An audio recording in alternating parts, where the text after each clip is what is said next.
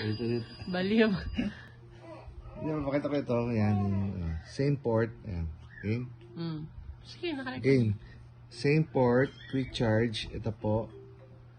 Cable ko. Ayan. Note 10.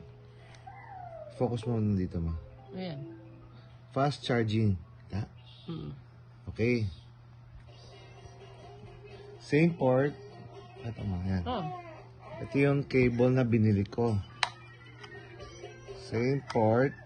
Ayan po. May ilaw.